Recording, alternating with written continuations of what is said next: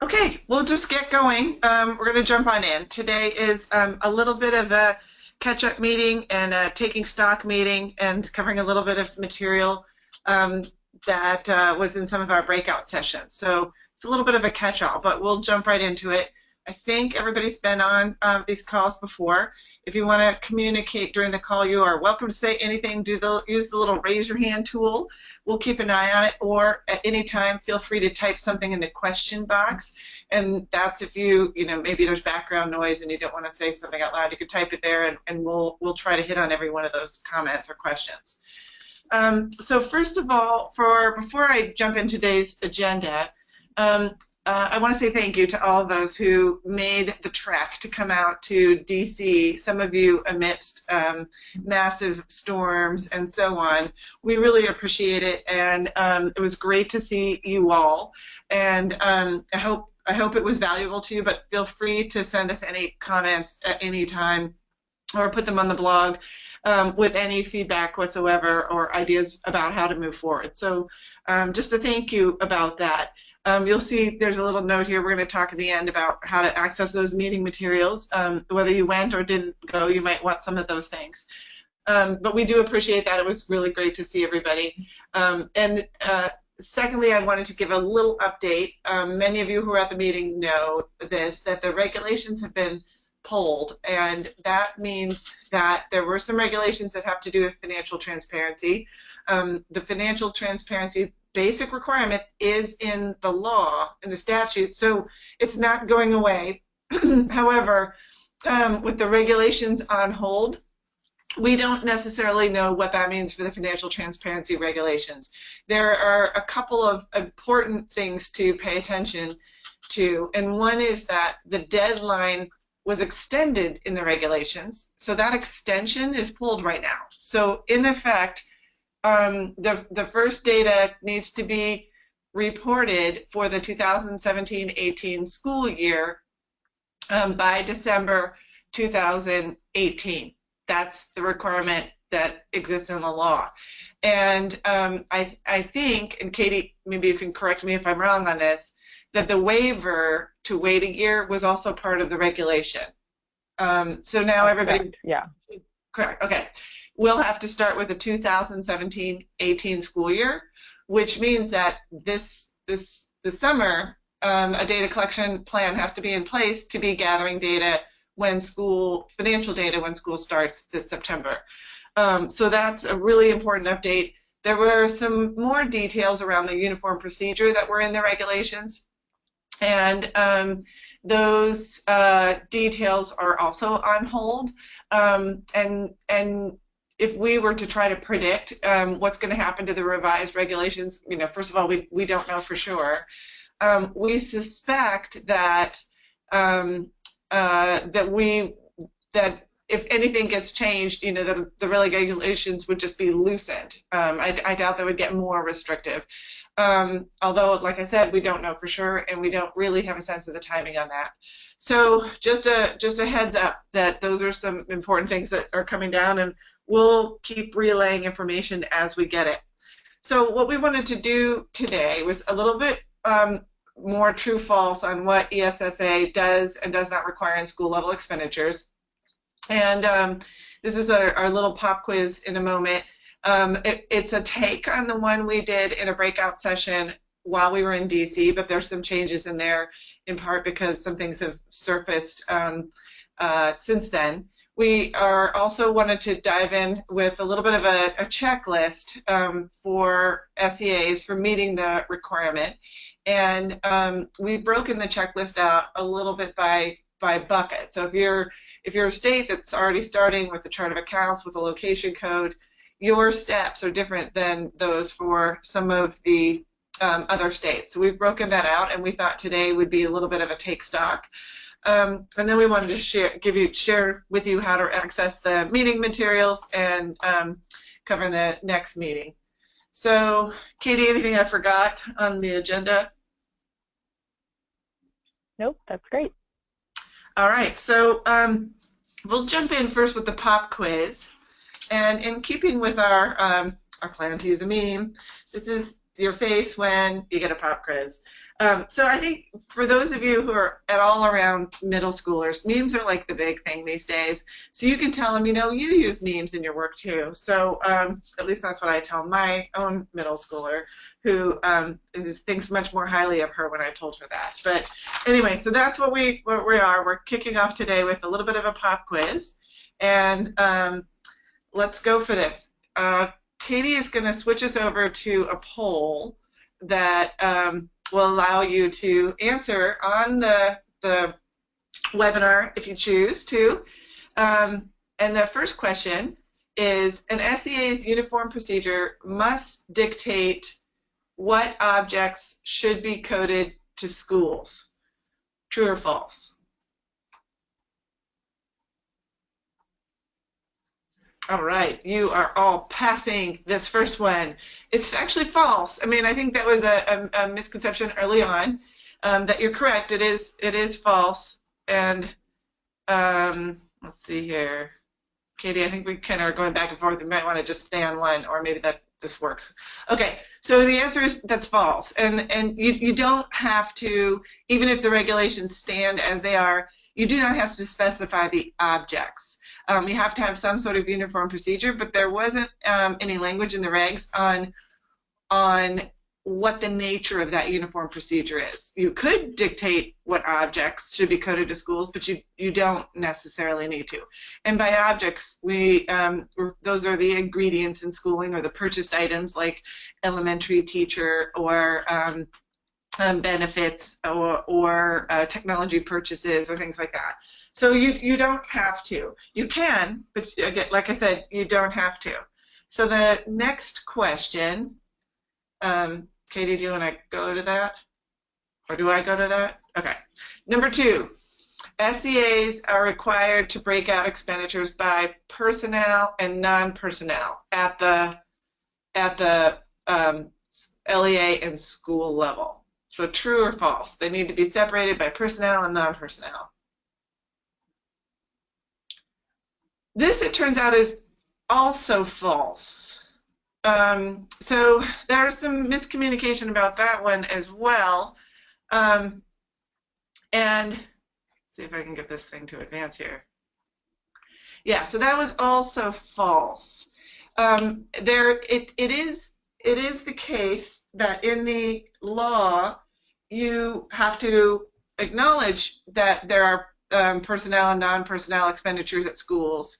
You just don't have to separate them. They can be lumped together.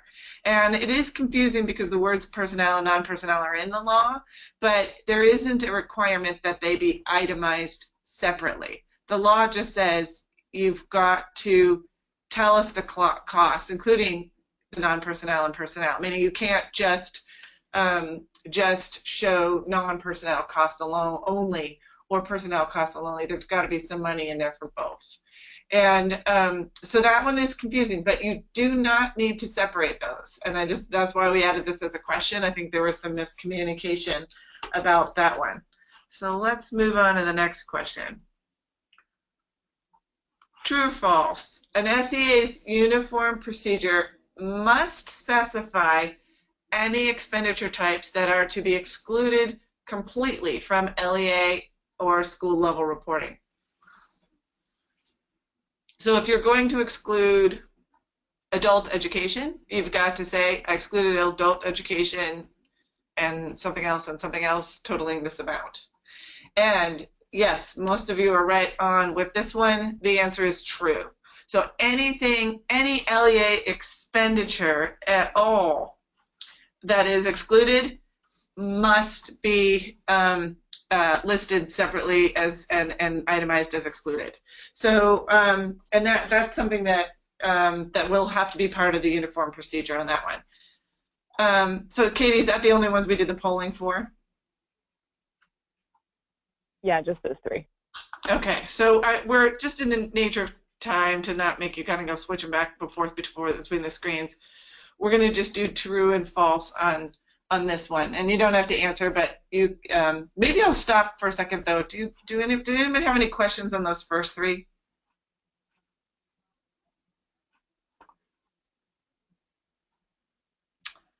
Okay, I'll march forward, but feel free to stop and ask a question or comment or disagree or clarify at any time. So the next one then, an SEA's uniform procedure must dictate what functions should be coded to schools. So instruction or instructional support, things like that. So be thinking of your answer here, and that is false. You don't, it doesn't need to. The uniform procedure, there needs to be one, but there's a lot of leeway in what it looks like, whether or not it specifies functions, objects, or nothing at all. An SEA's uniform procedure must dictate what programs should be coded to school. Again, no, that's not in the uniform procedure requirement. True or false? An SEA's uniform procedure must specify which expenditures are central and which are LEA level. Again, that's actually false. You don't have to. You can, and in fact, if you are, and I'll show you how this works in a moment, if you are not going to apply the LEA levels funds to all the schools, then you do need to do that at this. You need to be clear about the school level. But if you're going to show all the money added up to each, all the money in the LEA added up to each school, then the answer is false. And I'm going to do a little bit more on this in a moment, but you can here again, but that's not the only route you can go. So last one on this page, true or false, an SEA's uniform procedure must dictate the mechanism by which centrally managed expenditures are allocated. So if you're going to allocate centrally managed expenditures, do you do it on a per pupil basis, on a per staffing basis, or how? And here again, that answer is false. You can, and in fact, there may be some really good rationale to do that. For instance, if the district has a pension bill, it might make more sense to allocate the pension bill across staff counts than across student counts. But here again, the uniform procedure, it's up to the SEA to decide what goes in its uniform procedure. So let's take a look for a second at the data again. Remember, we were saying before, this is sort of the minimum data that an SEA could report on each school. And there's a couple of options here, and one is that the data are sort of reported like this. Actually, I'm going to talk about this a little bit after I do a few more true-false questions, because I have a couple more visuals to do for you. But remember, this is kind of the minimum calculations that you must do in order to come up with your school level reports, and you can decide what your uniform procedure is, and of course it will affect these numbers. And you can have a lot of leeway in your uniform procedure, or your uniform procedure could be pretty darn locked in. It's sort of up to each SEA. So let's move on for a second. I think this is my last list of these, so don't worry, we're not doing true false all day. It's not all pop quiz. The next one, an SEA's uniform procedure could allow for all of the money to be coded to the LEA, with none of it assigned to the schools. True, false? That is false. You can't do that. The law actually says some of the money must be coded to the school, and it's got to have some real salaries in it. So that is not the case. You can't say $0 at the school level and all of the money is coded to the LEA, and that's the total. Just not allowed. And that's sort of called out in the law. So the next one, an SEA's uniform procedure can allow LEAs to use average salaries for teachers, principals, and other staff assigned to schools. I know you would all get this one right. That one is false too. You have to use the real salaries, and that is also, again, in the law. It says the real salaries of the people. So some real salaries of at least some teachers or principals that are assigned to schools need to be in each school's allocation. That's a minimum requirement. All right, the third one, an SEA's uniform procedure could give LEAs discretion as to when and how to divvy up centrally assigned expenditures. Oops, these are coming out of order. Darn, that's supposed to be above. Now you have the answer to the next one. I think I screwed this up. Well, anyway, the answer, I don't know why that did that. All right, it's supposed to be depends. That's what I get for doing this moving my questions around. So the answer for that one is depends for this third one. And it depends on if the SEA's uniform procedure is either going to specify what's at the school level and allow the LEAs to report separately the LEA level money. Then the SEA is going to have to create a requirement that gets very specific about what's at the school level so that there is uniformity in the school level total, which won't be the same as the LEA level total. So we'll get back to that in a moment. So that's a depends. If you want to leave flexibility into it, then the requirement is that you can let a lot more flexibility in there, but the LEAs will have to add on any other LEA money to each school's amount. So that's the other possibility. And that was in the guidance, which has also been pulled, but so that could change. I suspect it could change. I suspect it won't. The third one, the next one here was if an LEA allocates money to schools via a weighted student formula, can those allocations be considered expenditures for the sake of school level accounting?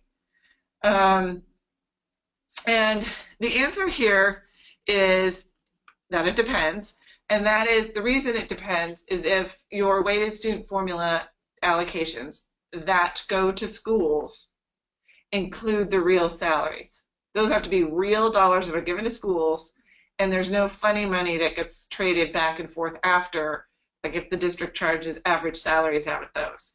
If they're using real salaries in those, then yes, that money can be considered expenditures. And the last one, if an LEA has only one school, the uniform procedure must dictate what expenditures are school level versus LEA level. Here again, that's false because we could go this option number 2. So let me, I feel like I didn't explain this particularly well, but let's go look at this chart again. The SEA pretty much has 2 options. You'll see at the bottom.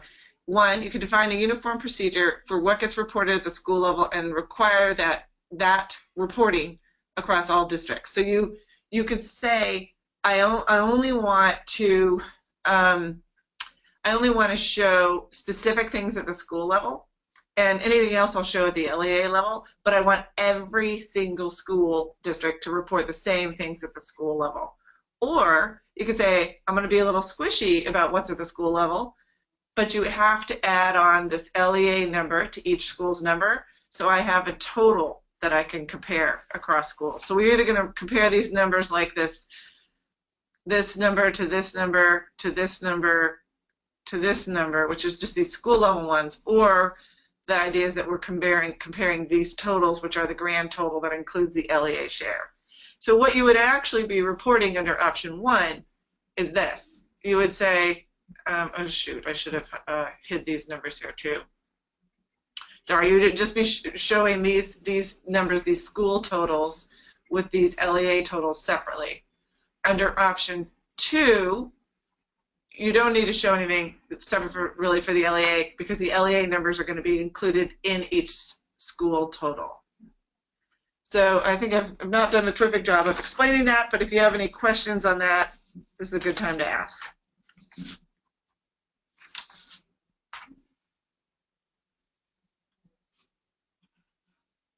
Or any comments if you have them.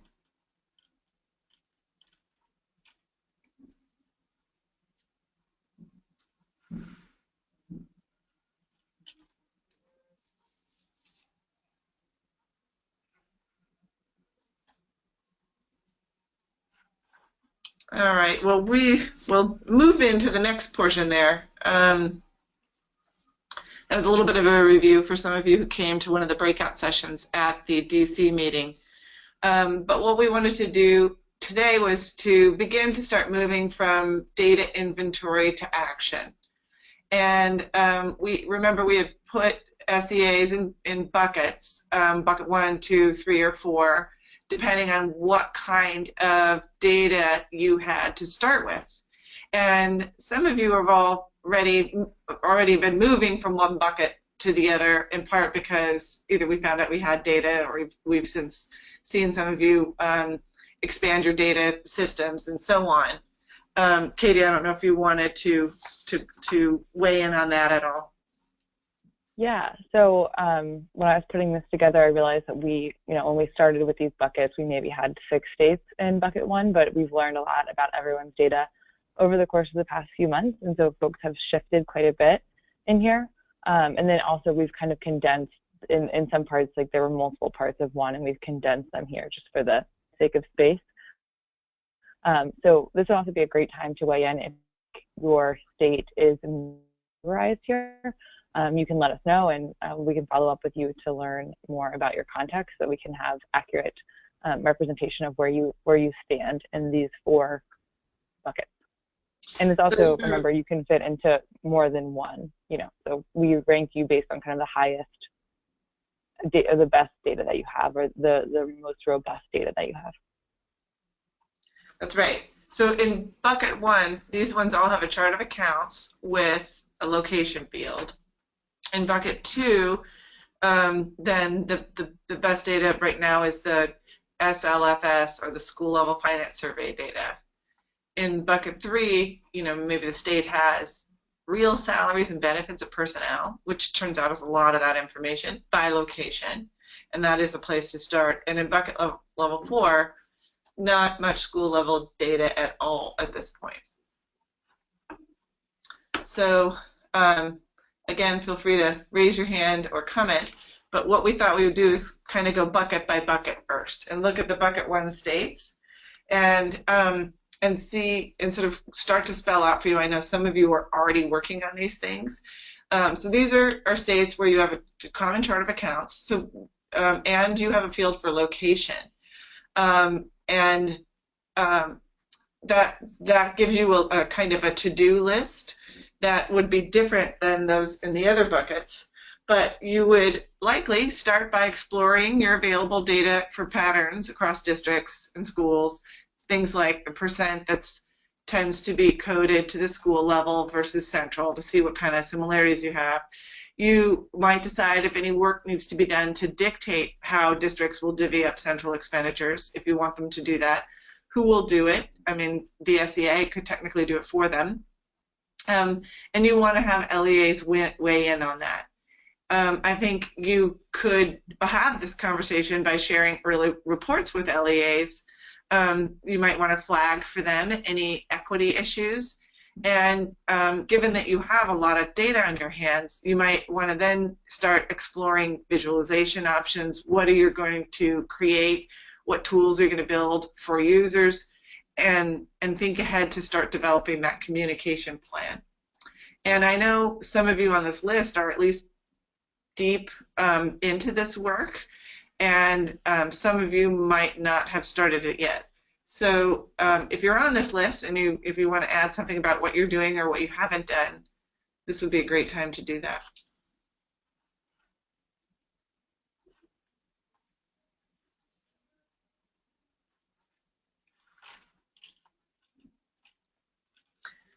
Some of these states actually presented at our meeting in DC, and some of you we've tapped in and looked at your data with you as part of this group. So I know Mississippi and Rhode Island for sure have already been exploring their data. Rhode Island, because of its very detailed chart of accounts, has already spelled out what resources should be at the school level and what should be at the central level. That's actually part of the chart of accounts. Some of the rest of you might have this data but not actually carved it up like this, and I wonder if any of you, maybe Wyoming or some of the other states who might be on the call, want to share where you are in this work. And Wyoming just shared that they are pretty deep into the list. I think we know that. We talked to Kim this week about they're asking some questions about their uniform procedure, so we know that you all are at least drafting that. And Jennifer shares that Colorado has a location code in the chart of accounts that is standard for all LEAs. So that's great. So Jennifer, it sounds like you're saying you might be a bucket 1 state instead of a bucket 2 state. So that's helpful to know. And actually, I don't know, Jennifer, if you're in somewhere where you can sort of chime in verbally, but does the state capture that data with the location code already, or is it sitting in the districts and all you have to do is ask for it? The location code is actually in our Red Book or chart of accounts, and it's just in our accounting software and gets uploaded to the data pipeline in that format. Excellent. So you already have the data. So you're not in bucket 2 really, you're in bucket 1. You won't need to rely on the SLFS data to do this. Correct, yes. Oh, that's great. So have you taken a look at any of the data broken out to maybe compare? I'm at the district level, so we already are trying to push as much as possible down to the individual location code. Where it gets tricky is some of the more centralized location codes. We're either going to have to be more mindful about booking the invoices to the specific school or figuring out a better cost allocation method. Right, that makes sense. And are other districts besides yours in the state of Colorado working on doing this the same way? I'm not 100% sure. I assume so, and I hope so. I mean, yeah, I just unmuted Jennifer Oaks. So Jennifer is from the Colorado State Agency, so she might be able to weigh in as well. Yeah, so we have sort of a mix. We're not fully in bucket 1, but we do have location codes, and some districts report at the school level, but it's not required to report to the state at the school level. They have to report just for 15, 16 for the first time, school level for any districts that are over 1,000 needs to have the coding at the school level. So we're sort of partially in bucket 1, but not fully yet. Have you decided what you're going to do for the 17-18 school year? If you're going to just try to ask all of them to add the location code, or you could do a mix match. You could do SLFS for the small districts and use this chart of accounts data for the larger ones. Yeah, we haven't decided that. We'll be having a discussion next month with our Financial Policies and Procedures Advisory Committee, which is district representatives. Great. So that sounds like that's sort of top of your list. And, it might make sense to bring some preliminary analysis of, who's in, who's out, how much data you're missing in advance of that if you have the capacity. Yeah, we were just discussing that pulling that early report with LEA, that we can pull that to show what we do have and what we don't have, and use that as a starting point. And also with different ways of doing it, kind of saying, well, here's one way and here's what it would look like. Yeah, okay, that makes sense. And how about any of the other states? I know that, Florida and Ohio have had relatively rich data sets for some time, but it also, Maine has strong data sets, but it's sort of a complicated landscape there. Any others on the phone that want to weigh in?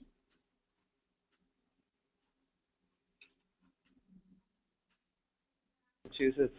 I'm sorry I couldn't be at the conference last week, but we collect and have for some time instructional costs at the school level, so we have that data assigned to schools. Our work will be focused on how to allocate the non-instructional pieces to the school level, and we're also looking at, for future, can we collect more school level data, particularly in sort of the maintenance and pupil services expenditure categories. So those are changes that we're starting to look at making, though they'll be, we're a few years away from implementing expanded school level reporting. Yeah, and I think that's a key point here, is that none of this has to be static. You don't have to lock in a method and stay with that method in perpetuity.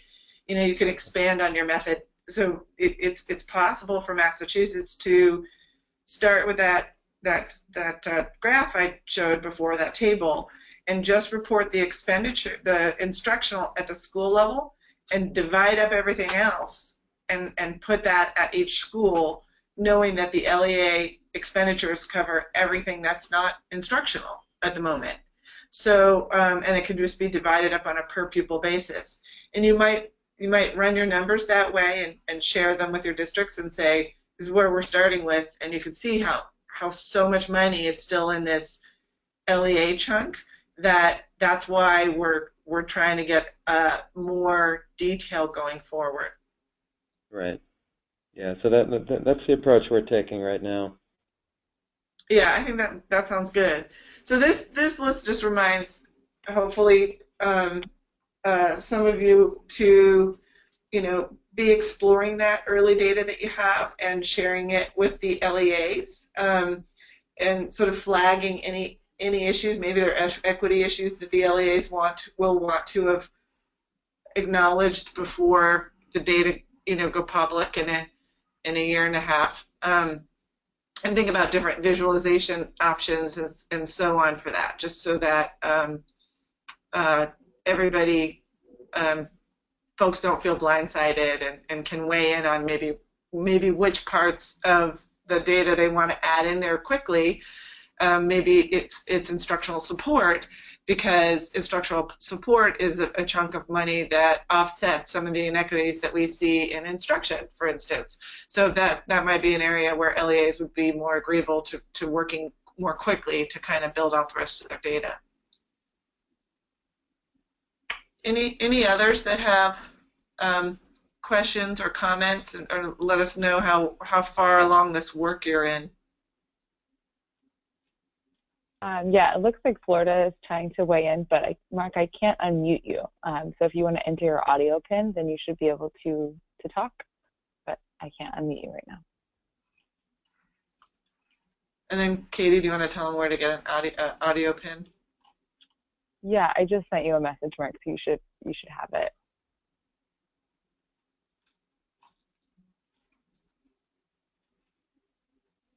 Great. Any other comments or thoughts? We'll give it a second because I think Mark might be working to get himself unmuted in a moment.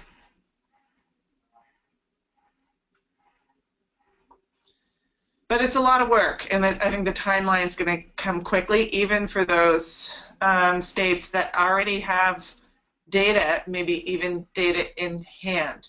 So there's a lot of work to be done, and the earlier you start looking at your data, talking about it with LEAs, and pulling out issues to put on the table, then the more likely you'll be ready to do those next steps, to start thinking about visualization and the communication plans and getting ready for this.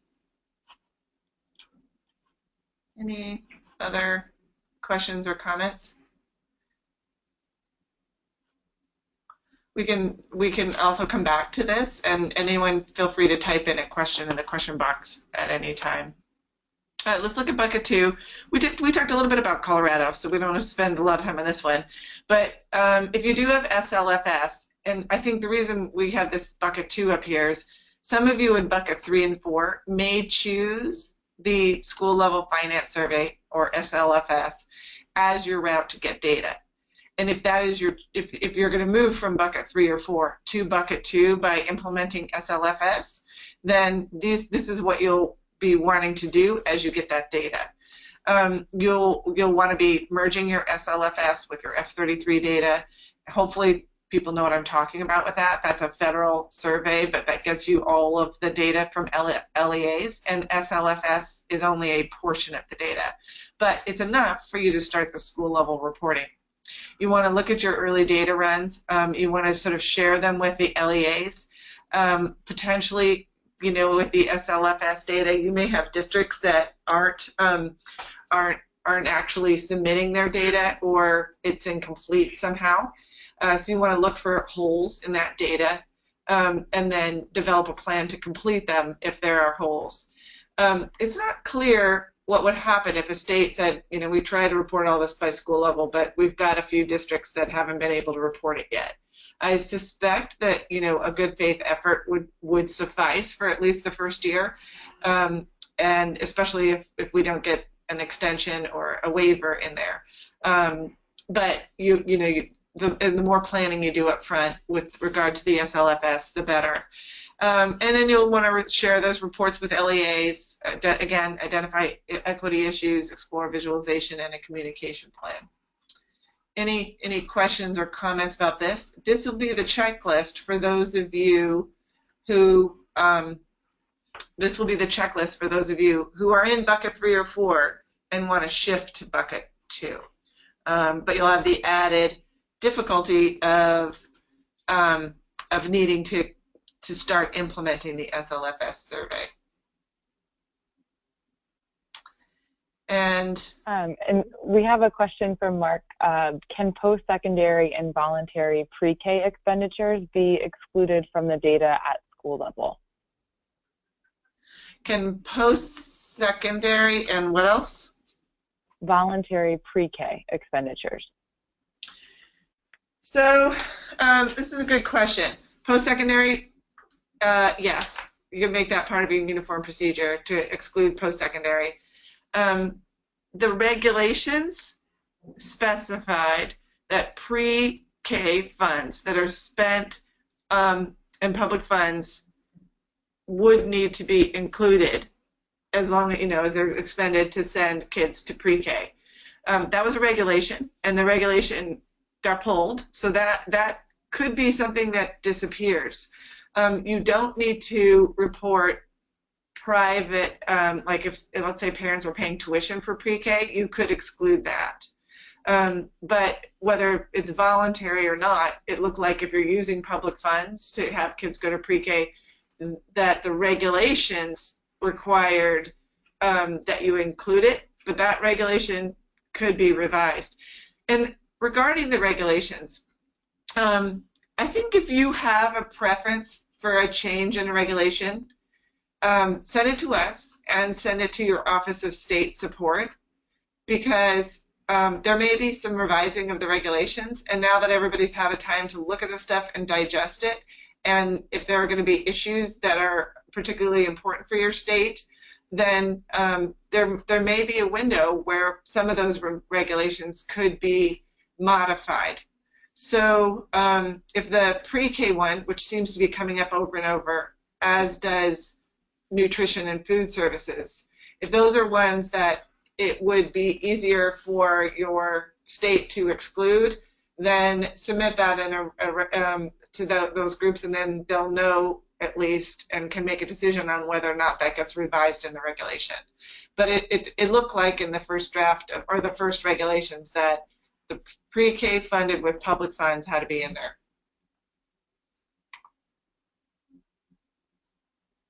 Any other questions or comments so far? Well, let's keep moving. We got bucket 3. That might be some states that have real salaries and benefits of personnel with location. So that's some good data. I mean, that's a lot of data at the school level. And you might want to first look at those to make sure they're accurate. So are those people that actually work there? Were they sort of budgeted to work there, which might be a different thing? So you want to take a look to make sure that they're actually expenditures.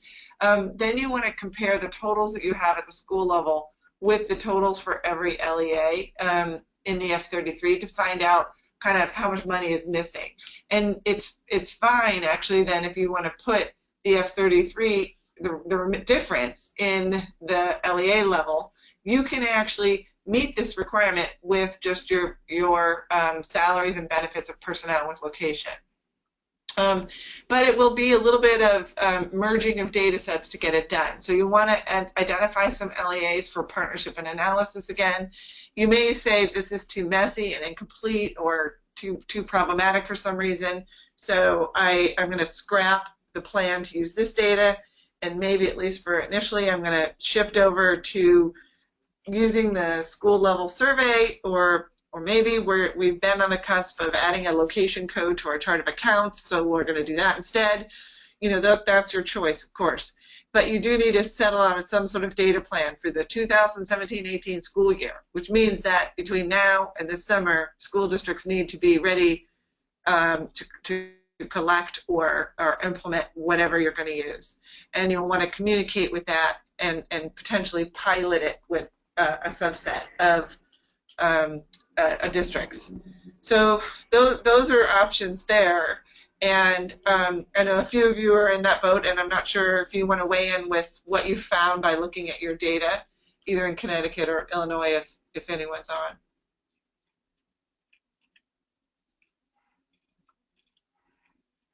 I don't think, and Katie, you can let me know if I'm wrong, have we gotten any sample data that came out of this method? No, we have not.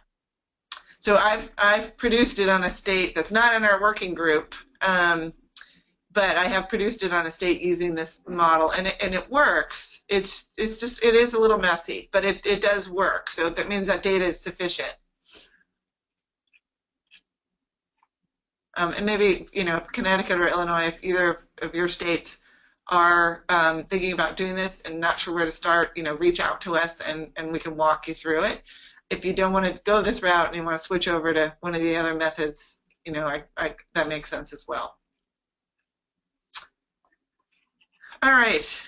How about the last bucket? This is the ones that we're worried about. We're worried about these states because, as far as we can tell, they don't yet have any financial information by school, which means there's just a lot of work to do between now and this summer. So that means you're either going to kind of switch over and use the SLFS data.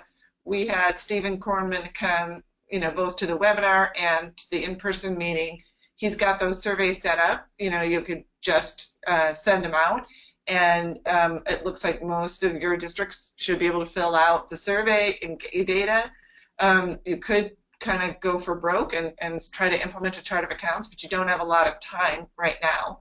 But you do need to come up with some plan. And you could even ask, move yourself over to bucket 3 and say, I'm just going to request everybody's salary files or personnel files, and we're going to try to put these together. So some states have a lot of districts and some have only a handful, so the workload will be dependent on your own state. But you do need to come up with some sort of plan soon and let your LEAs know, do any training where training is needed, and potentially pilot your collection plan. So I don't know if there's anyone on from one of these states who wants to share with us what they've been thinking.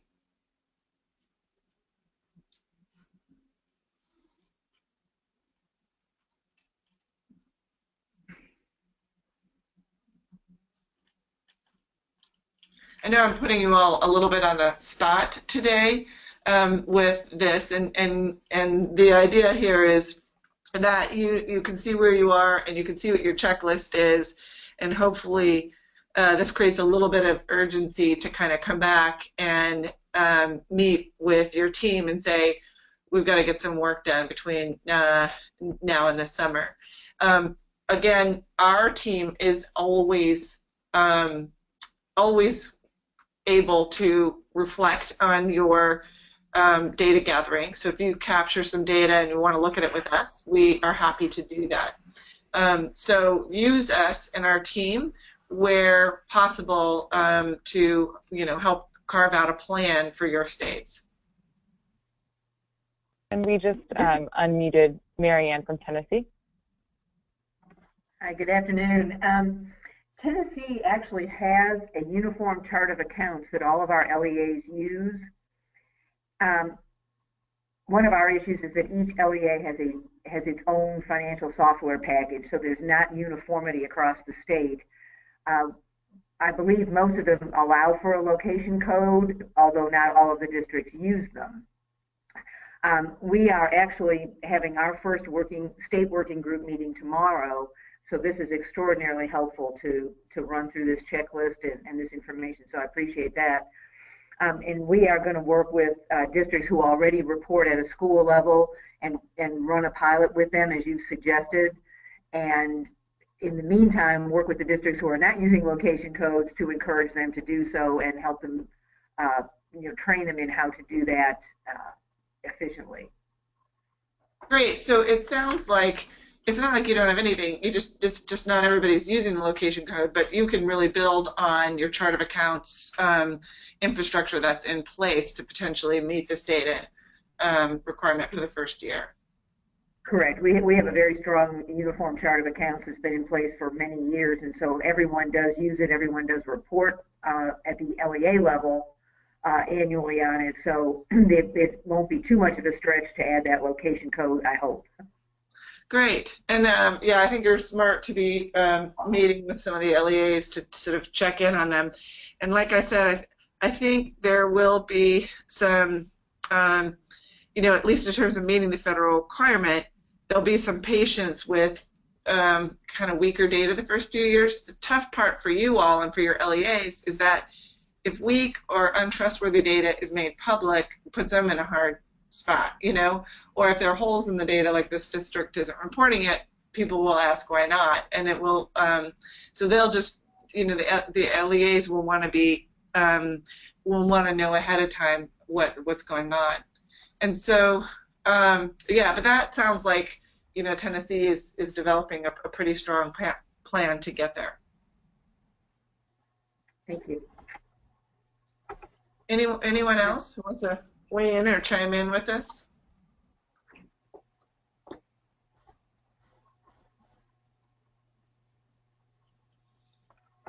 All right, well, we will move on to the next slide here. And Katie, do you want to give a little rundown of where to find things? Yeah, absolutely. So the calendar invite that I updated yesterday that you should have received, it does have this link in it, so you could go to it, right now if you want to. It has all of the slide decks that were used during both the morning and the afternoon sessions, so you should be able to see everything there. Afton Partners is drafting a summary of the LEA specific session, and that will be coming soon, and it will be posted there once it is ready. We also did record the equity panel and are working on editing that video and getting that prepared to share, so that will be there as well once it is ready. So again, just visit that site. Let me know if you have any questions about what's on there. If if you'd like anything sent to you individually or something like that, just let me know.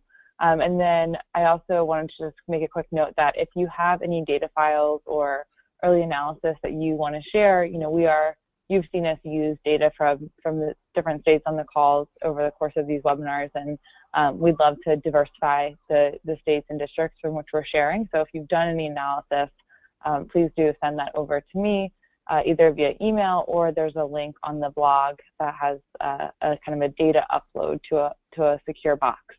So that's another way to share it. Go ahead. I also just wanted to let everyone know that the materials, we put them up on our website just to get them up immediately, but the Building State Capacity and Productivity Center will have an official page with those materials and the final edited equity video. So we'll be sharing all of those links as things go live so you can share them with your team members. And we did a little activity first thing in the morning where folks were looking at data on spending and outcomes, kind of like look at the data, see what opportunity there is in this data for schools and for principals and for district leaders and so on. That's an activity that you're welcome to do with your team, so let us know if you want that customized in any way. It's sometimes a way to draw people into the value of what's going on with all this. Any other questions or comments before we give you a few minutes back on your morning? Or I think that some of you it's your afternoon. But that's all we have for you today. We'll stay on with any questions.